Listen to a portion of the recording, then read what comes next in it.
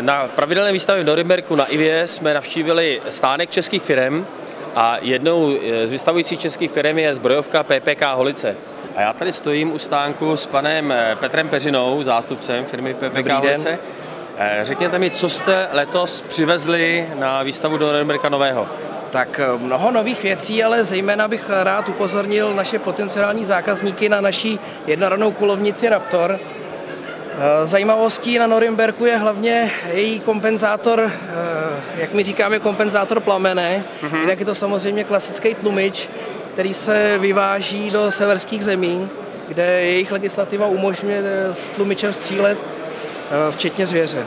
A v jakých rážích tuto zbraň tady nabízíte? Tak, na výstavě se nabízí v ráži 7,62x39, to znamená klasický samopalový náboj. Jedna ze spolupracujících firm k tomu vyrábí i subsonický střelivo v této samopalové ráži. Budete pro české myslivce nabízet i nějaké jiné ráže, které byly pro české myslivce je tady novinka v ráži 243 a v podstatě zbraně Raptor jsme schopni vyrobit v jakýkoliv ráži, pokud si to myslivec bude přát.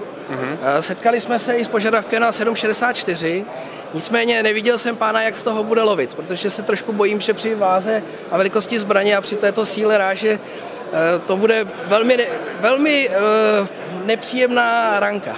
Ale v každém případě teda už tyto zbraně mohou čeští myslivci požadovat na pultech nejen, že mohou, obchodů. Ale přímo by měli a musí. Tak. Dobře. Stojíme tady u vitriny, kde máte vystaveno ještě další zajímavé zbraň. To je jasné, že to není pro myslivce Derringer. Co to je? Představte ji prosím našim posluchačům. Tak, je to naše spolupráce s jednou nejmenovanou firmou a je to perkusní Derringer dvouranný v ráži 45 mm. S tím, že volba výstřelu se činí pánvičkou na kohoutu palcem. Je to zbraň kategorie D, to znamená volně prodejný od 18 let, což je podstatné zdůraznit. Je to výborná zbraň pro osobní ochranu a defenzivní střelbu, protože zase budeme povídat, 45 mm kůle dokáže případného útočníka opravdu vrátit o několik kroků zpátky. Dokonce vidím takovou zbraň krásně pod podvazkem některé krásné dámy.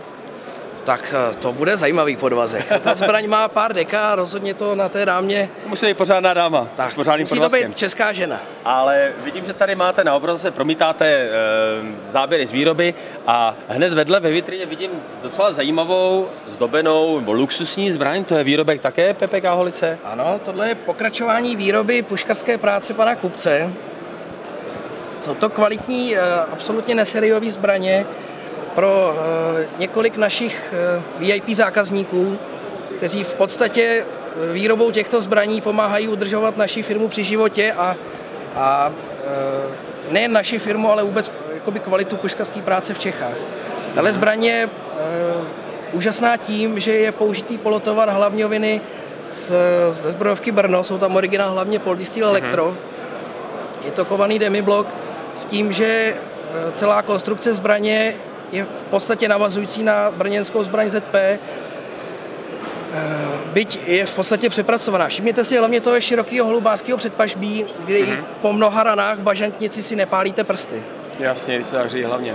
Tak. Dobře, vidím, že tady máte na stánku plno dalších zajímavých zbraní. Na stánku PPK Holice jsme objevili i zbraň, která možná je i není zajímavá pro myslivce, není určená prvoplánově pro lov. A držím v ruce takovéto zajímavé narkotizační střely a obchodní zástupce jich poprosil, aby nám představil tuto zbraň. Je to kulovnice? V podstatě je to letitý model narkotizačního projektoru, kde hnacím plynem je CO2.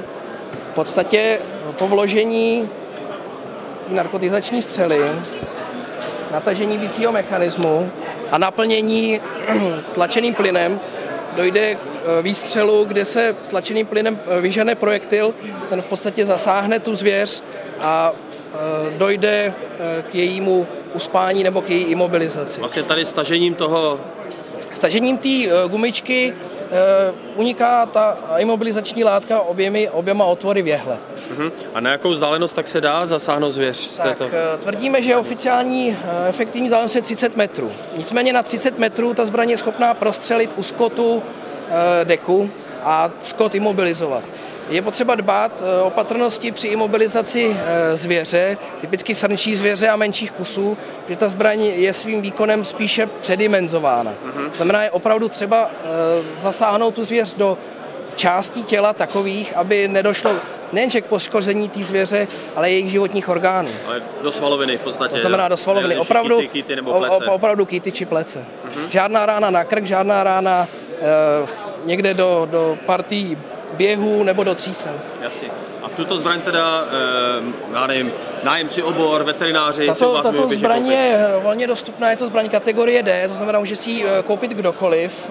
Problém pak nastane trošku při použití, protože narkotizační látka, ta uspávací látka je dostupná pouze na lékařský předpis a dostane se k ní veterinář nebo osoba pověřená z veterinárního zákona.